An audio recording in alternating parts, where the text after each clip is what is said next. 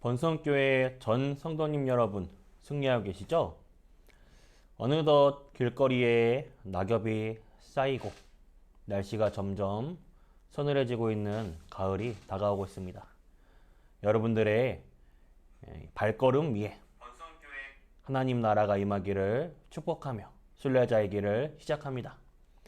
여러분, 오늘 하루는 어떠했나요? 어찌하여야 하나님을 기쁘시게 할까? 순례자의 길을 가는 지금 이런 질문과 집중을 남기는 하루였나요?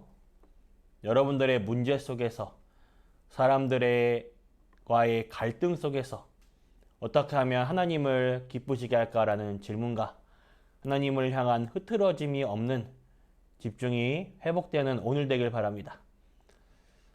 저는 이런 부분을 집중하는 가운데 생각해보며 오늘 하루 시간을 되돌아보며 의외로 필요 없는 것에 소비하고 있는 시간들이 많다는 것을 알았습니다.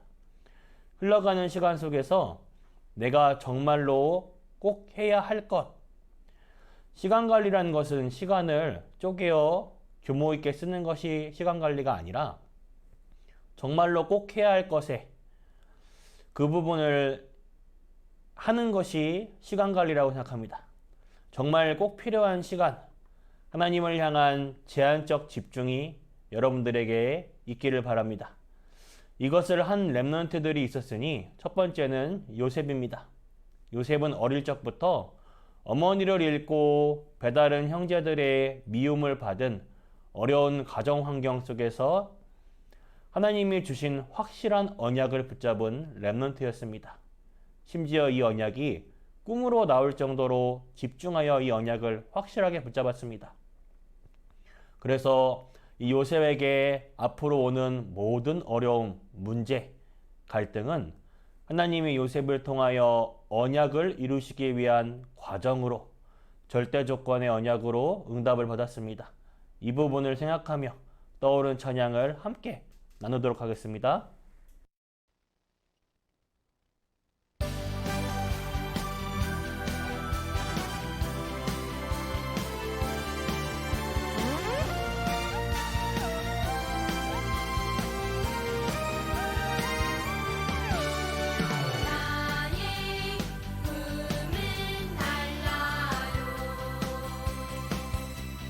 세상의 꿈과는 다르도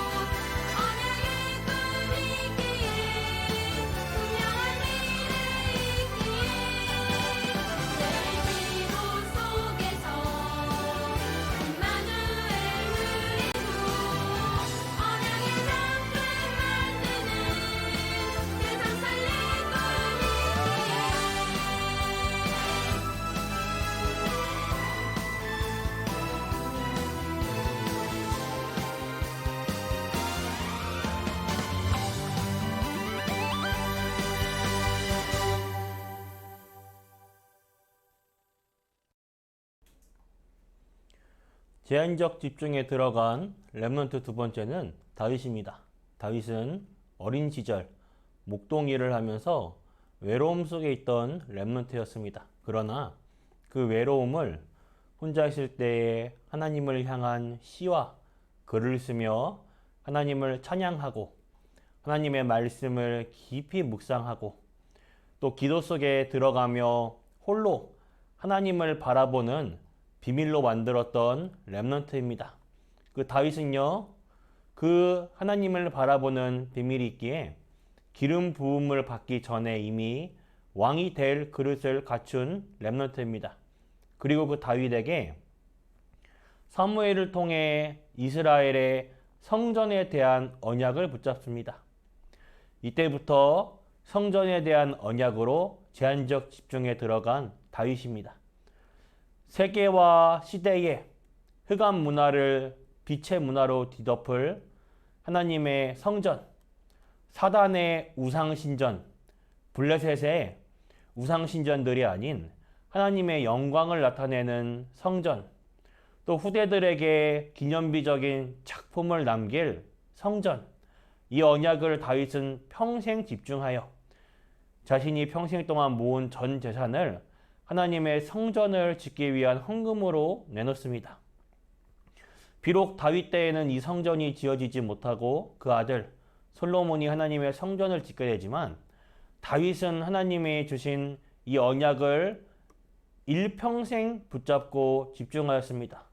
심지어 모든 사건, 문제 속에서 오직 하나님을 향하여 집중하기 시작합니다. 다윗은 사울왕에게 쫓기는 위험천만한 상황 속에서도 나의 인생 주인 되신 삶의 목자이신 하나님이 함께 하심으로 조금도 부족함이 없는 참된 행복, 참된 감사를 누린 24의 사람이었습니다. 이 부분을 묵상하고 생각하며 떠오른 찬양을 함께 나누겠습니다.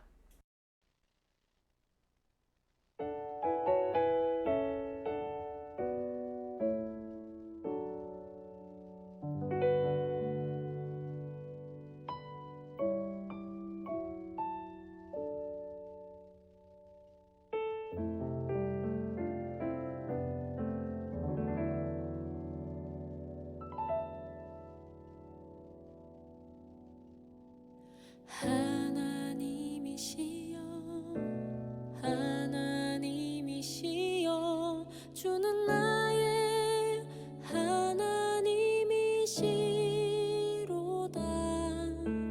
나의 몸과 마음 주를 갈망하며 이제 내가 주께 고백하는 말, 여호와는 나의 힘이요 여호와는 나의 구원이시니 내가 누구를 두려워하리요.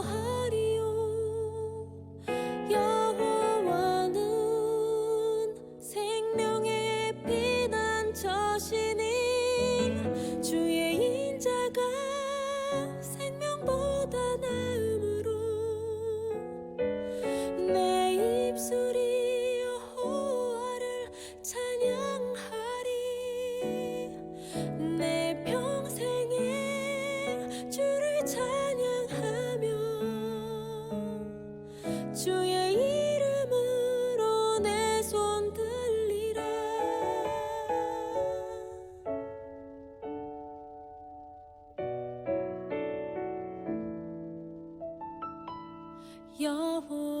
여호와는 나의 힘이요 여호와는 나의 구원이시니 내가 누구를 두려워하리요.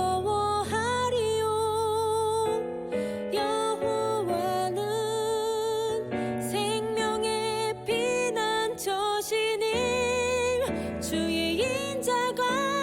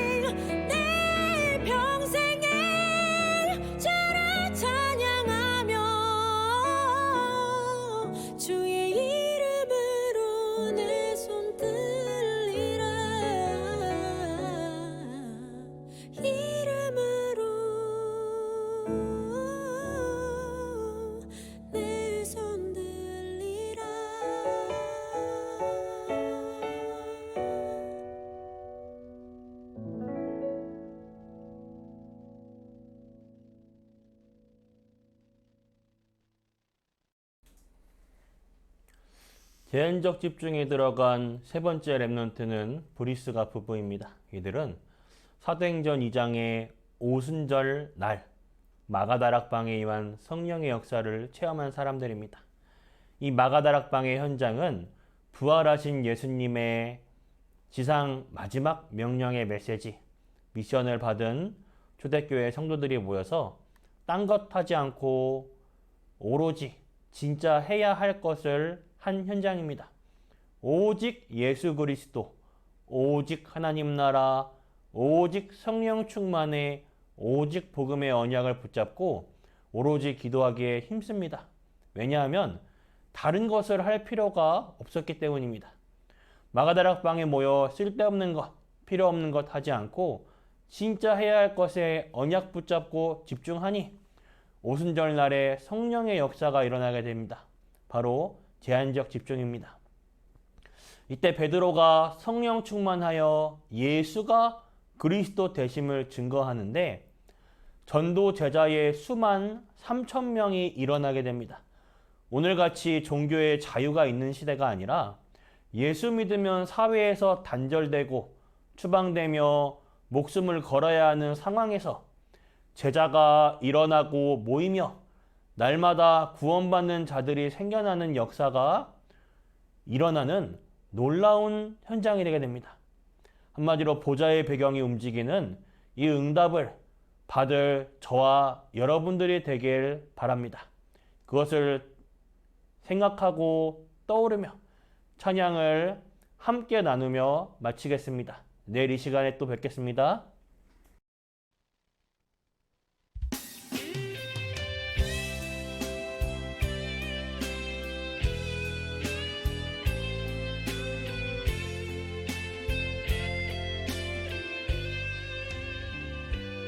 어느 날 나는 알았네 주가 그리스도 되심을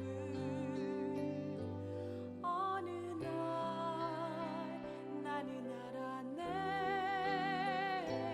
길과 진리 생명 되신 그분을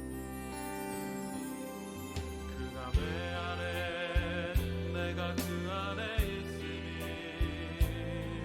항상 믿어질 때 나를 둘러싼 모든 어둠의 그네들은 파도같이